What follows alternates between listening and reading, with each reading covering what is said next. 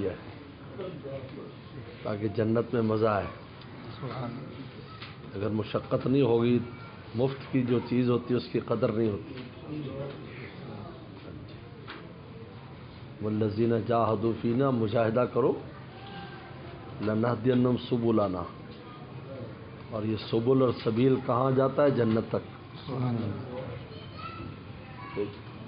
کیونکہ اللہ تعالیٰ کی جو ملاقات ہے وہ آخرت کی نعمتوں میں سے سب سے بڑی نعمت اللہ کی ملاقات اور زیارت، اور وہ جنت کے بغیر ہو نہیں سکتی. جنت میں جاؤ گے تو ہوگی.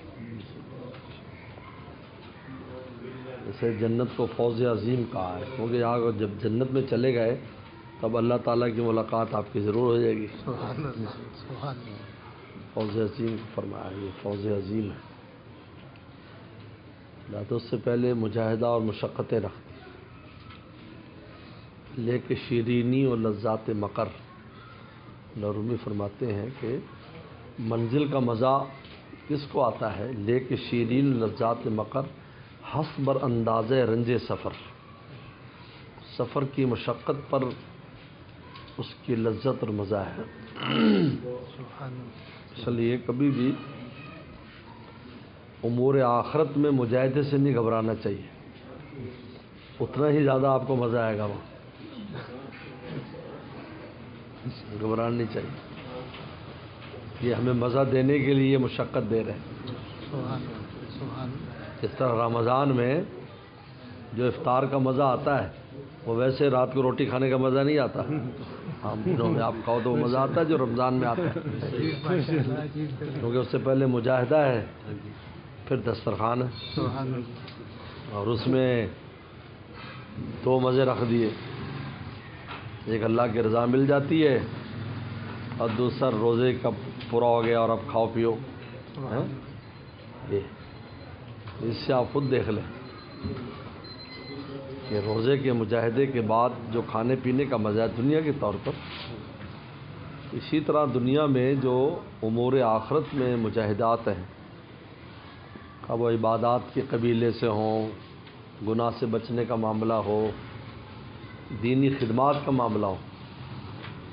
یہ آپ حضرات آئے ہیں، یہ دراصل یہ بھی دینی نصرت میں شامل ہے.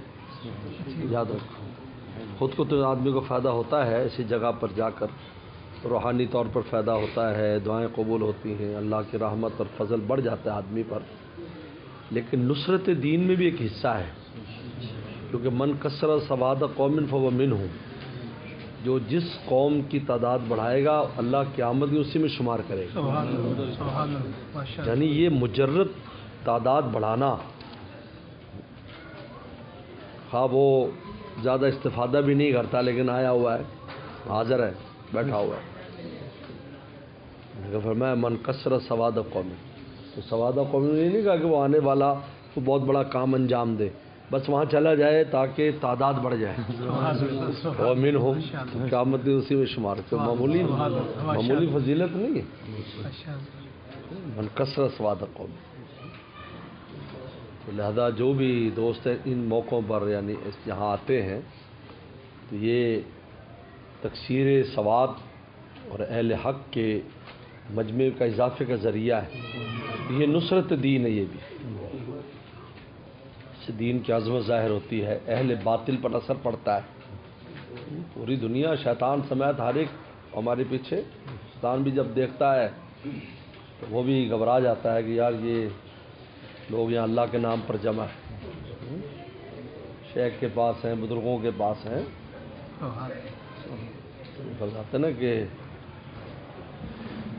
نفس بھی کہتے ہیں شیطان بھی حیران ہے، نفس بھی مشکل میں ہے. شیطان بھی حیران ہے، نفس بھی مشکل میں ہے. جس کو بہکانا تھا وہ شیخ کی محفل میں ہے. وہ تو روزانہ بناتا ہے آج کیا کیا اس سے گناہ کرانے. ہر آدمی کی جو سکیم ہے صبح کو ترتیب دے لیتا ہے شیطان کہ آج میں نے یہ کام کرانے سے. وہ ہماری طرح غافل نہیں، ہم تو غافل ہوتے، وہ ہم تو غافل نہیں ہیں. اور چکنا ہے نہ کم وقت کو نیند کا مسئلہ ہے، نہ کم وقت کو کوئی اور مسئلہ ہے، ہر وقت چکنا ہے. لیکن جب وہ ایسے لمحات ہوتے ہیں جس میں ہم گناہ سے بچ جاتے ہیں اور اس کے سکیم کامیاب نہیں ہونے دیتے تو شیطان پریشان ہوتا ہے کہ یار یہ کیا ہوا ہے، میں تو یہ چاہ رہا تھا اور یہاں پر یہ ہو گیا. اس لیے منکسر سواد، تو یہ بھی نصرت دین ہے. نصرت دین کے درجات ہیں. تو یہ نہیں کہ آپ بہت بڑا کام انجام دیں، نہیں، کوئی بھی سہارا آپ دین کے لیے لگا رہے ہیں، دین کی مدد کر رہے ہیں، دین کا کام کر رہے ہیں، یہ نصرت دین ہے. یہ حضرات صحابہ اکرام نے، کیونکہ ہم زندگیاں دیکھتے ہیں تو ہر ایک نے دین کی خدمت انجام دینے میں چاہے چھوٹا سا کام تھا اس نے اس کو انجام دیا. اور رسول اللہ نے تعریف فرمائی اس مجاہد کی کہ جو بالکل جس کا کوئی نام نہیں ہے اتنا، اور وہ اس کا جہاں دل چاہتا ہے سالار ڈیوٹی لگا دیتا ہے، کبھی آگے لگاتا ہے، کبھی پیچھے بھیج دیتا ہے، کبھی کسی کام پر کسی، وہ بیچارہ چلا جاتا ہے. کیونکہ بعض ایسے ہوتے ہیں کہ ان کو ڈیوٹی دینا بھی آسان نہیں ہوتا، اس کا دم خم ہوتا ہے تو اس کو خاص ڈیوٹی دینی پڑتی ہے کہ نہیں وہ جو بھی کام اس کے نہیں لگا. تو فرمایا عجیب اللہ خوش ہوتے ہیں اس بندے کو دیکھ. اس وجہ سے نصرت دین میں ہمارا، کیونکہ مجاہدات 3 قسم پر ہے. نمبر 1 نصرت دین. نصرت دین یہی ہے کہ ہم کچھ نہ کچھ ہمارا حصہ مسجد، مدرسہ، تبلیغ، یہ وہ ان میں ہمارا کچھ حصہ ہونا چاہیے. ہمارے بچوں کو پڑھائیں یا ان پر مال خرچ کریں لوگوں پر، یا آنا جانا کثرت تکثیر ثواب بھی کریں. اور دوسرا ہے کہ اللہ تعالیٰ کی اطاعت کریں، جو نماز روزہ اس کا مجاہدہ کریں. اور تیسرا ہے کہ نفس و شیطان کے خلاف مجاہدہ کریں، لڑیں، نہ نفس کی مانے نہ شیطان کی مانے، اس میں مجاہدہ کریں. فرمایا لَنَهْدِيَنَّهُمْ سُبُلَنَا، ہم اپنے راستے کھول دیں گے اس شخص کے. راستے کی کنجی ہے، اللہ کے راستے کی کنجی مجاہدہ ہے. اگر میں زندگی مجاہدہ نہیں تو بس پھر خطرے سے خالی نہیں. اور ابن جوزی رحمہ اللہ نے ایک عجیب بات لکھی. علامہ ابن جوزی فرماتے ہیں کہ جو شخص مجاہدہ کرتا ہے کسی بھی درجے میں، تو جب اس کو موت کا وقت آتا ہے تو اس میں شیطان آتا ہے مختلف شکلیں بنا کر، یہ وہ سب گمراہ کرنے کے لیے اس کو. تو جس نے مجاہدہ کیا ہوتا ہے تو وہ اس وقت اپنا ایمان سنبھال لیتا ہے، کیونکہ اس کو مشقت کی عادت ہے. وہ زندگی میں بھی شیطان کے ساتھ لگا رہا، اس کی مقابلہ کرتا رہا نفس کی. تو جب شیطان آخری وقت میں آتا ہے، جو خاص وقت ہے جس وقت ہم نے ایمان بچا کے لے جانا ہے، تو مجاہدہ کرنے والا شخص اپنا ایمان آرام سے لے جاتا ہے. اور جس نے مجاہدہ نہیں کیا ہوتا تو اس کے ہاتھ پاؤں پھول جاتے ہیں، اور شیطان اس وقت آخر میں اللہ سے بدگمان کر کے اس کو جہنم میں بھیج دیتا ہے. بہت خطرناک چیز ہے. اس لیے والذین جاہدوا فینا لنہدینہم سبلنا، یہ